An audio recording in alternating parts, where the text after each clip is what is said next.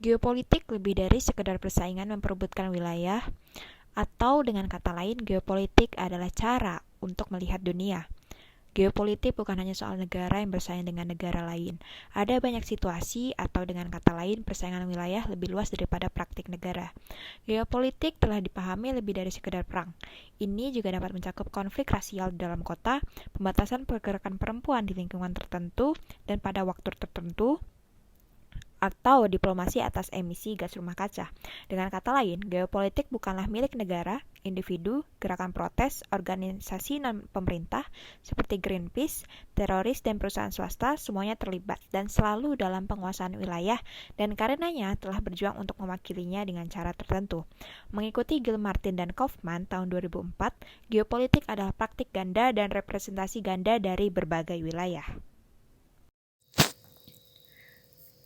Geopolitik bekerja untuk mencapai tujuan mereka, tetapi peluang keberhasilan dan bentuk strategi mereka sebagian bergantung pada konteksnya. Mereka tidak memiliki kebebasan memilih, tetapi mereka memiliki pilihan. Mereka juga tidak bertindak dalam ruang hampa geopolitik, namun mereka membuat perhitungan berdasarkan agen lain. Mari kita lihat 3 contoh. Keputusan Iran mengenai pengejaran persenjataan nuklir dibuat dalam perhitungan kekuatan negara lain. 2 di antaranya juga kekuatan nuklir, Israel dan Amerika Serikat. Keputusan Tony Blair untuk memberikan dukungan militer bagi invasi Irak 2003 dan tugas kepolisian pasca perang dibuat setelah memperhitungkan tanggapan anggota pemerintah, parlemen, partai buruh, dan pemilih Inggris. Struktur adalah seperangkat aturan dan norma yang sebagian menentukan apa yang bisa dan tidak bisa dan tidak boleh dilakukan.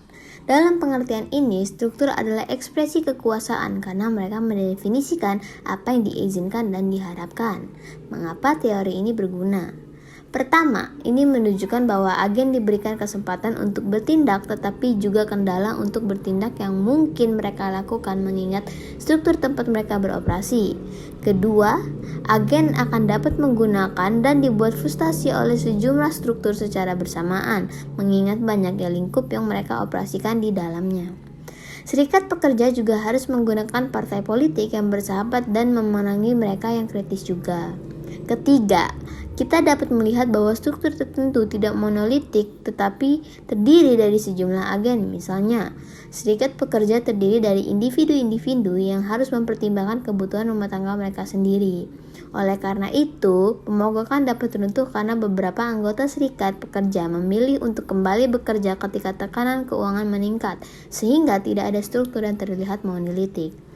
Keempat, dengan mengetahui bahwa agen secara bersamaan adalah struktur dan sebaliknya kita dapat memikirkan peluang agen dan hambatan yang mereka hadapi dalam hierarki skala geografis. Memikirkan struktur di mana agen beroperasi sebagai hierarki skala memungkinkan kita untuk mengidentifikasi ruang-ruang kunci yang sedang diperebutkan. Dengan kata lain, kita dapat mendefinisikan politik dan geografi sebagaimana geopolitik yang dimaksud. Badan pemberontak di Fallujah misalnya, menggambarkan pentingnya ruang nasional Irak sebagai sebuah struktur yang memberi peluang untuk memberontak. Kemampuan pemerintah Irak untuk membatasi agen pemberontak sebagian merupakan fungsi dari struktur geopolitik global, terutama kehadiran global yaitu Amerika Serikat. Akhirnya, kita harus menekankan bahwa struktur adalah produk dari agen. Sebuah kelompok pemberontak dan pasukan keamanan dibuat oleh tindakan anggotanya, dan tindakan kelompok pemberontak dan pasukan keamanan berperan dalam membuat ruang nasional. Kesimpulannya adalah, pertama, agen tidak dapat bertindak secara bebas, tetapi mereka dapat membuat pilihan. Kedua, agen bertindak. Cara suatu negara mengorientasikan dirinya terhadap dunia disebut geopolitik kode. Dari buku Taylor and Flynn, tahun 2000 halaman 62, setiap negara di dunia mendefinisikan kode geopolitiknya yang terdiri dari 5 utama perhitungan. Yang pertama, siapa sekutu kita saat ini dan potensial. Yang kedua, siapa musuh kita saat ini dan potensial. Yang ketiga, bagaimana kita dapat mempertahankan sekutu kita dan memelihara sekutu potensial.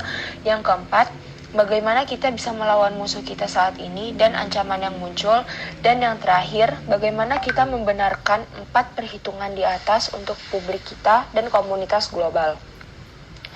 Setiap negara memiliki kode geopolitik. Bagi banyak negara, perhatian utama mereka adalah dengan tetangga dekat mereka. Apakah mereka teman atau musuh? Apakah peningkatan perdagangan atau invasi yang akan segera terjadi?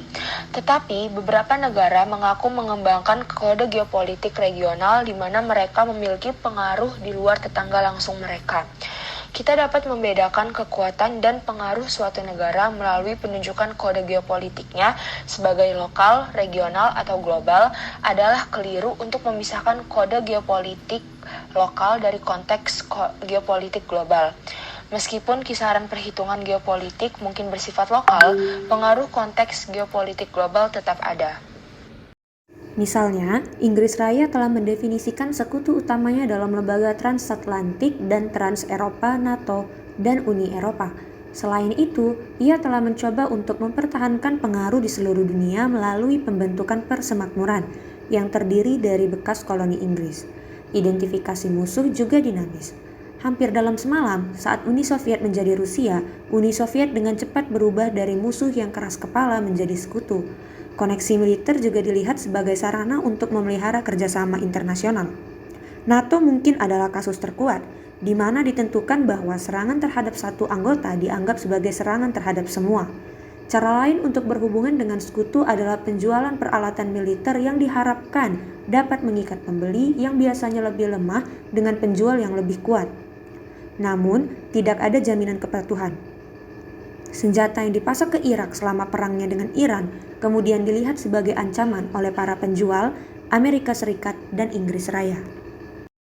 Salah satu contoh studi kasus geopolitik adalah perebutan wilayah Timur Tengah. Timur Tengah merupakan kawasan yang penting dan strategis sehingga penuh dengan gejolak politik. Kekayaan sumber daya alam, terutama sumber daya minyak yang ada di kawasan Timur Tengah, akan selalu menjadi sumber konflik karena sekitar 66% produksi minyak dunia berada di kawasan tersebut. Geopolitik di Timur Tengah terus mengalami perubahan secara dinamis dan signifikan. Salah satu perubahan geopolitik dan geostrategi di kawasan Timur Tengah pasca Perang Dunia Pertama dan pasca Perang Dunia Kedua, yaitu berdirinya negara Israel dan mengkolonialisasi tanah air dan bangsa Palestina. Menurut perspektif teori geopolitik tentang perebutan sumber energi atas nama nation interest dan survival of nation atau kepentingan dan kelangsungan hidup suatu bangsa, menjelaskan bahwa siapa yang berhasil menguasai kawasan kaya energi, yaitu Timur Tengah, akan menguasai dunia.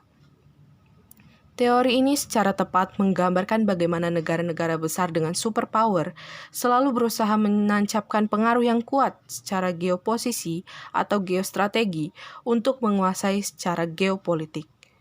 Tujuannya sederhana, yaitu pertarungan memperebutkan sumber-sumber minyak dan gas serta jalur-jalur perdagangan. Pasca Perang Dunia Kedua saat ini, Amerika Serikat adalah pemain utama atau negara hegemon di kawasan Timur Tengah.